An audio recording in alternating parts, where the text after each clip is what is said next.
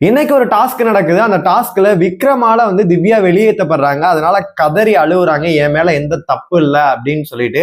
அதனால பிக் பாஸ்ட குறும்படம் அவங்க கேட்டிருக்காங்க, வெயிட் பண்ணு அப்படின்னு சொல்லிட்டு பிக் பாஸ்மே சொல்லியிருக்காரு.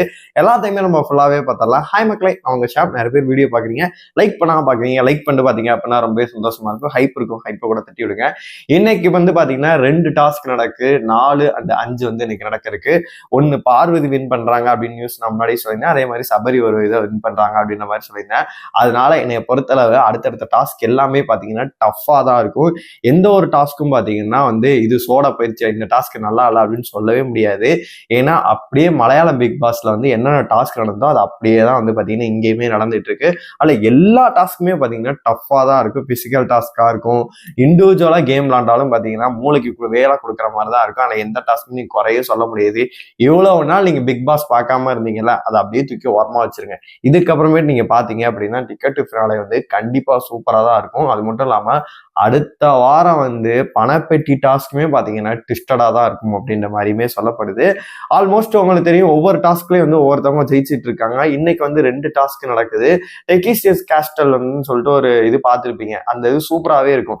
அதுல பாத்தீங்கன்னா அப்படியே சுத்தி இது இருக்கும், ஆனா தண்ணிக்குள்ள நடக்கும். அது அப்படியே இது மாதிரி சுத்திக்கிட்டே இருக்கும். இங்க நம்ம வரும்போது டக்குன்னு ஜம்ப் பண்ணும், டக்குன்னு ஜம்ப் பண்ண திடீர்னு தண்ணிக்குள்ள விழுந்துருவாங்க. இங்க என்ன சொல்லியிருக்காரு பிக் பாஸ் அப்படின்னா, அப்படியே சுத்திக்கிட்டே இருக்கல, சுத்தி எல்லாருமே நீங்க நிக்க போறீங்க, உங்களுக்கான இது பெடஸ்டல் இருக்கும். அது நீங்க ஜம்ப் பண்ணும்போது அதுல இருந்து நீங்க கீழே குதிச்சிடக்கூடாது.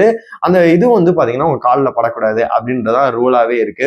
வினோத் அவர்கள் முன்னாடியே சொல்லியிருந்தேன், எல்லா போட்டியிலையும் பட்டு பட்டுன்னு வெளியேறிட்டு இருக்கு. இதுலயே பார்க்கும்போது வெளியேறாரு. நம்ம வெளியில போறதோட மத்தவங்க காலில் படுதா அப்படின்னு சொல்லிட்டு எல்லாருமே நோட் பண்ணிட்டு இருக்காங்க. சுபிக்ஷா ஒரு இடத்துல சொல்றாங்க, சபரி ஒரு இடத்துல சொல்றாரு. அந்த மாதிரி பாத்தீங்கன்னா எல்லாருமே வெளியேறிட்டு இருக்காங்க. ஒரு கட்டத்துல இப்படி சுத்திக்கிட்டு இருக்கும்போது, இப்படி சுத்துது அப்படின்னா இந்த இடத்துல ஒருத்தவங்க குதிக்கிறாங்க அப்படின்னா அவர் கால் பட்டு வெளியேற, அது டக்குன்னு தூக்குது. இந்த இடத்துல இருக்க திவ்யாவுக்கு பாத்தீங்கன்னா அது அடிச்சிருது. அதனால அவங்க மேல எந்த ஒரு தப்புமே இல்லை அப்படின்ற மாதிரி அவங்களுமே சொல்றாங்க. அதுதான் உண்மையும் கூட. அதனால பிக் பாஸ் டைம் மேல எந்த தப்பு இல்லை அப்படின்னு சொல்லிட்டு அவங்க அழுகுறாங்க. வெயிட் பண்ணு, பிக் பாஸ் சொல்லுவாரு அப்படிங்கிறாங்க. பிக் பாஸ் போய் வெயிட் பண்ணுங்க, நான் சொல்றேன் அப்படின்னு சொல்லிட்டு. என்னை பொறுத்தளவு அது ஃபேரா இருக்கும் அப்படின்ற மாதிரி சொல்லப்படுது. திவ்யா மேல எந்த தப்பு இல்லை, நீங்க கண்டினியூ பண்ணலாம் அப்படின்ற மாதிரிதான் சொல்லப்படும் நினைக்கிறேன்.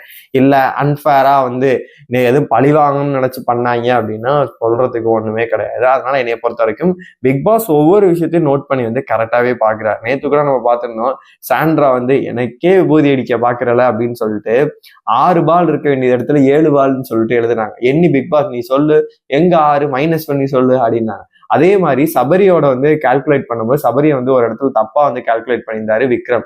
அதையுமே பிக் பாஸ் பார்த்துட்டு திரும்பி கால்குலேட் பண்ணுங்க அப்படின்ற மாதிரி சொல்லியிருந்தாங்க. அதனால என்னைய பொறுத்த வரைக்கும் திவ்யா மேல எந்த ஒரு தவறும் இல்லாதனாலதான் அவங்க இவ்வளவு லிட்டரலி ஃபீல் பண்ணி அழுகுறாங்க. அவங்க மேல தப்பு இல்லை அப்படின்னா பிக் பாஸ் பார்த்துட்டு நீங்க விளையாடலாம் அப்படின்ற மாதிரி சொல்லிடுவாரு. எந்த ஒரு இதுவுமே கிடையாது. இப்போதைக்கு 5 டாஸ்க் இன்னைக்கு வரைக்கும் முடிஞ்சிருக்கு. நாளைக்கு வியாழக்கிழமை. நாளைக்கு பாத்தீங்கன்னா ஒரு 2 டாஸ்க் அல்ல 3 டாஸ்க் முடிஞ்சு ஃபைனலா தான் பாத்தீங்கன்னா நம்ம எதிர்பார்த்து கொண்டு இருந்த அந்த காருக்குள்ள யார் டாஸ்க் இருக்கும் அப்படின்ற மாதிரி சொல்லப்படுது. ஏன்னா பிக் பாஸ் மலையாளத்துல வர எல்லா டாஸ்க்கும் அப்படியே தான் வந்துகிட்டு இருக்கு. அதனால பாத்தீங்கன்னா கண்டிப்பா ஃபைனல் டாஸ்கா அதை வைப்பாங்க. என்னைய பொறுத்த வரைக்கும் ஃபர்ஸ்ட் டாஸ்க் நம்ம எதிர்பார்த்தோம்ல, 6 மணி நேரம் போச்சுல்ல, அதே மாதிரி இதுவும் எனக்கு விடிய விடிய போகுமோ அப்படின்ற மாதிரி எனக்குமே தோணுது. அதனால கண்டிப்பா சம்பவம் இருக்கு அப்படின்னு தான் சொல்லணும். இந்த வாரம் முடிஞ்ச பிறகு பாத்தீங்கன்னா லீஸ்ட் அவுட்ல இருக்கக்கூடிய யார் வேணா எவிக்ட் ஆகலாம். விக்ரமா இருக்கட்டும், சுபிக்ஷாவா இருக்கட்டும், சாண்ட்ராவா இருக்கட்டும், இல்ல ஒரு அன்ஃபேர் எவிக்ஷன் நடக்கிறதுக்கு கூட வாய்ப்பு இருக்கு. ஒரு சைடு பாத்தீங்கன்னா விமன் கார்டு தூக்கிறதுக்காக உரிமை குரல் தூக்கிறதுக்காக சாண்ட்ராவும் பார்வதியும் ஒரு சைடு பேசிட்டு இருக்காங்க, கமருதினை காலி பண்றதுக்கு. அது ஒரு சைடு போயிட்டு இருக்கு. அடுத்த வாரம் பாத்தீங்கன்னா போன சீசன் மாதிரி இந்த சீசன் பணப்பெட்டியில ஒரு ட்விஸ்ட் இருக்கு அப்படின்ற மாதிரி சொல்லப்படுது. என்ன ட்விஸ்ட் அப்படின்னு கேட்டீங்கன்னா, போன தடவை வெளியில போயிட்டு எடுத்துட்டு வரணும் அப்படின்ற மாதிரி வரல அப்படின்னா, டைமுக்குள்ள வரல அப்படின்னா முடிஞ்சு போச்சு அப்படின்னாங்க.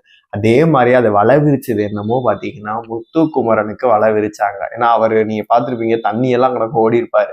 ஆனா கடைசியில சிக்கினது யாரு அப்படின்னா ஜாக்லின் சிக்கியிருப்பாங்க. அதே மாதிரி இந்த சீசன்ல யாராச்சும் ஒரு தடவை முந்திரி கொட்டத்தனமா போவாங்க, போயிட்டு அடி வாங்க வாய்ப்பு அதிகமாவே இருக்கு அப்படின்ற மாதிரிதான் நான் பாக்குறேன். உங்களோட கருத்துக்கள் எல்லாத்தையுமே மறக்காம கமெண்ட் பாக்ஸ்ல சொல்லுங்க.